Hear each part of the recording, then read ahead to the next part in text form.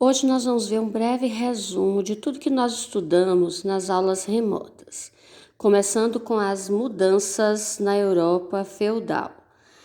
Nós vimos que algumas das inovações daquela época, principalmente na área da agricultura, foram fundamentais para aumentar a produção de alimentos e, portanto, aumentar a população. Nessa época, que já era mais para o final da Idade Média, houve o revigoramento do comércio das cidades. O comércio que antes era desenvolvido nas feiras foi crescendo e essas antigas feiras se tornaram cidades, onde viviam os comerciantes artesãos unidos em corporações de ofício, que lhes ajudavam a ter mais direitos. Foi aí também que surgiram os bancos, e então as cidades se libertam e crescem, trazendo uma grande mudança para aquela antiga Idade Média, no campo, com a vida em castelos, reis, rainhas, príncipes, princesas e as lendas das fadas, das bruxas, dos dragões. Aconteceram na Idade Média as cruzadas, que foram aquelas guerras religiosas onde os cristãos atacavam os muçulmanos. Outra característica que vale destacar de crescimento da Idade Média é a criação das universidades, que vai trazer a ciência de volta, né, e as pessoas deixando de acreditar apenas na religião, de que até a cura das doenças teria que vir através da religião. Na época, né, havia muita crise, doenças e revoltas, como a Guerra dos 100 Anos, que aconteceu entre a Inglaterra e a França, onde se destacou a famosa Joana d'Arc. Este crescimento das cidades e o desenvolvimento das ciências acabou trazendo à tona um movimento chamado Renascimento, que foi baseado nas ideias do humanismo, onde intelectuais e artistas se uniram para criar uma nova arte, criar enciclopédia, livros, ou seja, desenvolver a ciência. As características principais do Renascimento eram a valorização do passado greco-romano, que tinha ficado lá atrás, com toda a sua filosofia, medicina e outras ciências, e tinha dado lugar à religião.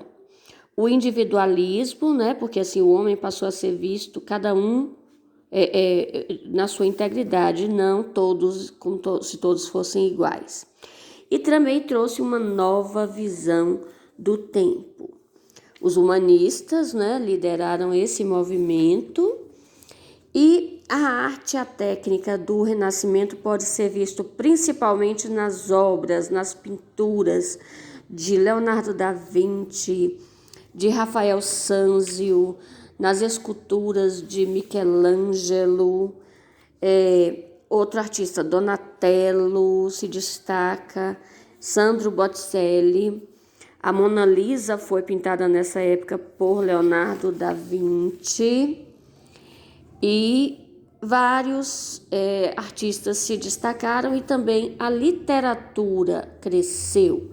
Camões é um exemplo desses escritores da época, que escreveu os Lusíadas, contando a história do povo português. Miguel de Cervantes também criou o Dom Quixote. William Shakespeare, com suas várias obras, inclusive Romeu e Julieta. Na ciência se destacam Nicolau Copérnico e Galileu Galilei. Nesse período de evolução das ciências, se formam os reinos. se centraliza o poder nas mãos dos grandes reis, e aí se forma tipo a Inglaterra, a França, e os primeiros países que se uniram foram Espanha e Portugal, tendo sido Portugal ainda o primeiro nesta centralização de poder. A localização de Portugal e Espanha é estratégica, porque eles ficam junto do Mar Mediterrâneo e também do Oceano Atlântico. E por conta disso, eles puderam desbravar o oceano. Eles criaram as caravelas, que era um barco grande na época que se movia com velas e, portanto, podia avançar no oceano.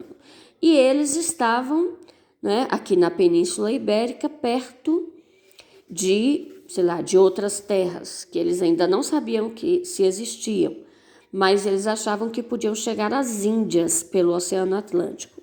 E foi isso que fizeram. A primeira viagem foi feita pela Espanha, né? Cristóvão Colombo acabou chegando até a América e logo depois Portugal mandou também uma viagem para essas novas terras e acabou chegando ao Brasil. Naquela época havia muitas lendas sobre estas viagens. Eles achavam que haveria monstros marinhos, que a terra era quadrada, então que o navio chegaria no abismo e cairia.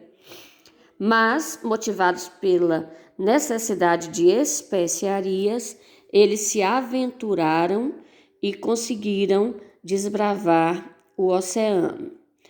As especiarias eram muito importantes para a época porque não havia geladeira. Então, eles precisavam de condimentos para colocar nos alimentos para que eles não apodrecessem. Era muito importante ter especiarias, cravo, pimenta, açafrão. E eles iam buscar primeiro nas Índias.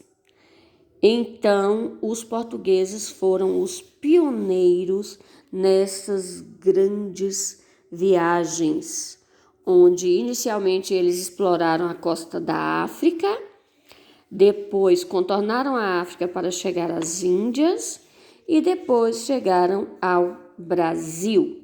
Pedro Álvares Cabral comandava a frota que chegou ao Brasil no dia 22 de abril de 1500. Chegando aqui, se depararam, com os nossos nativos, que Colombo já tinha colocado o nome de índios, porque achava que tinha chegado na Índia, e esse nome perdurou. Hoje, esta população eles chamam a si mesmos de indígenas. Então, este é o nome politicamente correto hoje, os indígenas do Brasil, que viviam numa situação totalmente diferente dos europeus. Então, inicialmente, houve um certo estranhamento, por conta desses dois povos, por conta dos costumes, das vestimentas, da alimentação. Mas depois houve alguns anos até de convivência pacífica, sendo que os europeus explorando esses indígenas, buscando o nosso pau-brasil, praticamente de graça. Mas, depois de alguns anos, começou a disputa pela nova terra. E, nesse momento, a grande maioria dos indígenas é morta ou por armas, ou aprisionada, ou ainda morta por conta das doenças que adquiriam junto com os europeus. E eles não tinham defesa no seu organismo para isso. O governo português resolveu dividir o Brasil em capitanias hereditárias. Cada capitão teria que cuidar de uma enorme faixa de terra. Esse sistema não deu muito certo porque somente as capitanias de Bahia, Pernambuco e São Vicente prosperaram.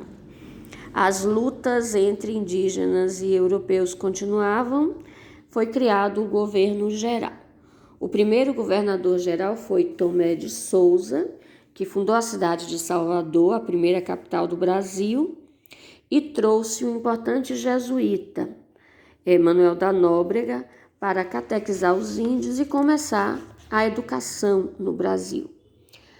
Logo depois veio Duarte da Costa, o segundo governador-geral, que trouxe José de Anchieta, que fundou o Colégio de São Paulo, o marco inicial da cidade de São Paulo.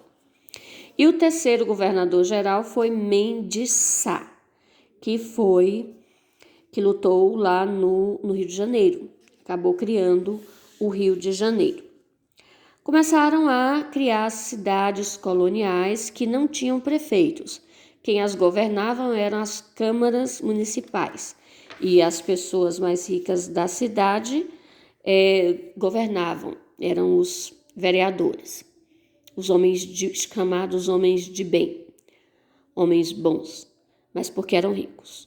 A economia colonial, ela começou usando a mão de obra indígena, não deu certo, foram buscar os africanos na África, escravizados para trabalhar no Brasil, nos engenhos de cana-de-açúcar. A cana-de-açúcar foi escolhida porque os europeus, os portugueses, eles já tinham experiência no cultivo da cana em algumas ilhas da África, e o solo brasileiro era apropriado, o solo de Massapê do Nordeste, apropriado para essa cultura.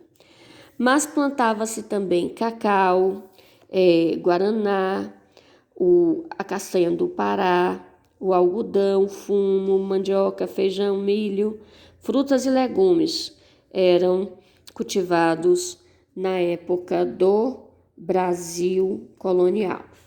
A vida dos africanos era muito sofrida.